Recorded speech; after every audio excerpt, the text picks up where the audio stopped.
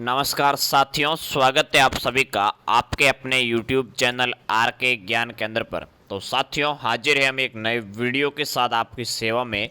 और आज का वीडियो है BSTC 2022 आंसर की शिक्षण अभिक्षमता।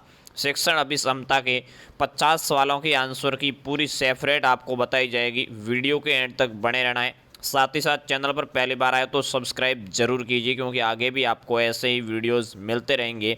इसके बाद जो हमारी आंसर की आएगी वो आपकी हिंदी की आने वाली है, यानी 1 से 50 तक हिंदी के जो 30 क्वेश्चन थे वो पूरे के पूरे आपको करवाए जाएंगे। तो आप चैनल से जुड़े रहिएगा। चलिए देखते हैं शिक्षण अभिक्षमता की आंसर की। तो सबसे पहला प्रश्न था, यदि आप शिक्षा में सुधार चाहते हैं तो क्या करना चाहिए। तो उसका राइट आंसर था प्राथमिक स्तर पे सुधार करना चाहिए। इसका सही आंसर था प्राथमिक स्तर पे सुधार होना चाहिए। अगला प्रश्न है आपका, सृजनात्मकता की तकनीक है। सृजनात्मकता की तकनीक है वो इनमें से सभी इसका राइट आंसर है, यानी सृजनात्मकता की तकनीक कौन कौन सी है, तो इनमें से सभी वाला ऑप्शन आपके राइट था। अगला प्रश्न है, एक विद्यार्थी गृह कार्य करके नहीं आता, ये इसका क्या कारण है। इसका आप कारण जानोगे तभी है क्या है शिक्षण अभिक्षमता में ये प्रश्न आपका सही होगा। उसका उत्तर आपको लिखना था कि उसका कारण जानना होगा।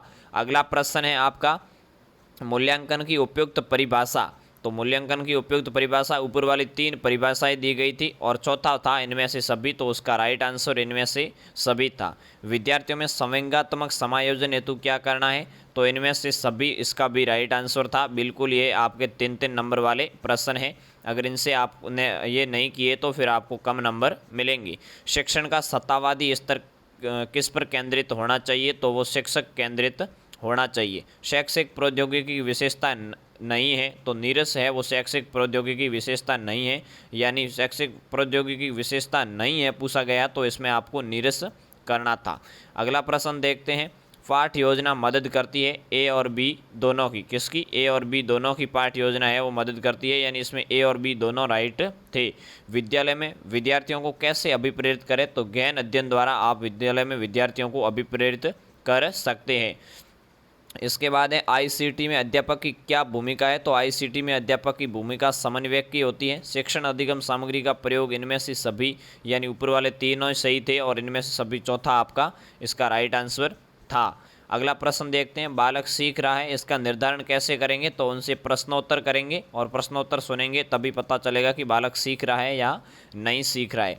नेतृत्व गुण के लिए आवश्यक क्या है, तो सामाजिक परिपक्वता होनी चाहिए, समाज से वो जुड़ा हुआ बंदा होना चाहिए। अगला प्रश्न देखते हैं, एक अध्यापक को अपनी कक्षा में अनेक विधियों का प्रयोग क्यों करना चाहिए, क्योंकि एक सामान्य विधि से बालक सीख नहीं सकता है, यानी इसलिए आपको अलग अलग विधियों का प्रयोग करना होगा। अच्छा शिक्षक वो है जो पढ़ाया विद्यार्थी समझ जाए, वही अच्छा शिक्षक है, यानी मैं जो पढ़ा रहा हूँ अगर आपको समझ में आ रहा है तो वो अच्छा शिक्षक माना जाएगा।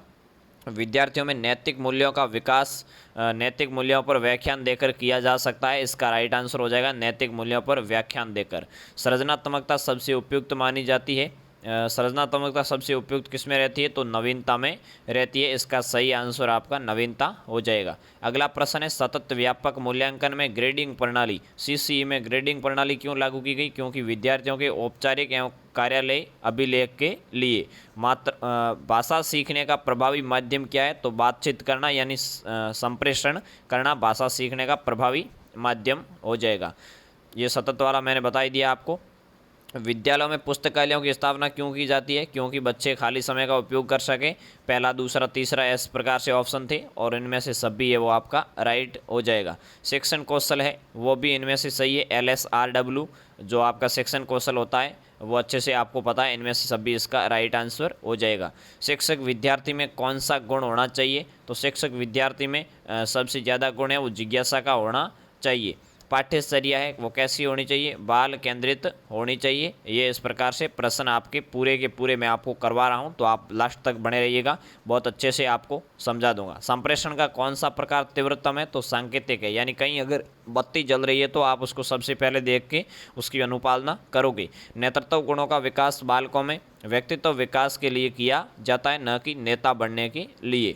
आगे बढ़ते हैं, सीखने का मुख्य तत्व क्या है, तो इनमें से सभी है, यानी इच्छा, प्रेरणा, जिज्ञासा, ये सभी सीखने के मुख्य तत्व है। इसका राइट आंसर इनमें से सभी हो जाएगा। ये जिन्होंने भी किया है उनको 3 नंबर मिला है। प्रभावी संप्रेषण संभव है विस्तृत ज्ञान से। प्रभावी संप्रेषण है वो विस्तृत ज्ञान से संभव है।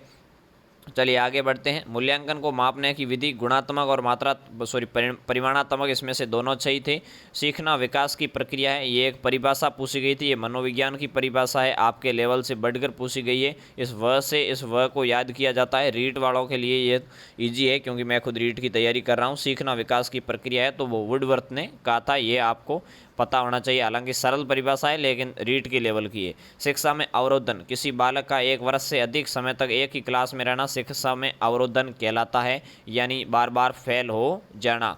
गृह कार्य देने का लाभ क्या है, स्व अध्ययन की आदत विकसित होती है, यानी खुद के अध्ययन करने की आदत विकसित होती है। अधिगम क्षमता प्रभावित नहीं करती है, तो आनुवंशिकता है वो अधिगम क्षमता प्रभावित नहीं करती है, जबकि वातावरण वगैरह है वो अधिगम क्षमता को प्रभावित करते हैं। इसका राइट आंसर हो जाएगा आनुवंशिकता। शायद इतने ही प्रश्न थे, बिल्कुल पूरे हो गए हैं। पूरे 50 प्रश्न आपको करवा दिए गए। हो सकता है एक आध क्वेश्चन कोई रह गया तो उसके लिए माफ़ी चाहूँगा क्योंकि वो क्वेश्चन ही हमको मिला नहीं है। तो अगले आंसर की देखने के लिए जुड़े रहिए आर के ज्ञान केंद्र से। मिलते हैं नेक्स्ट वीडियो में, तब तक के लिए जय हिंद, वंदे मातरम।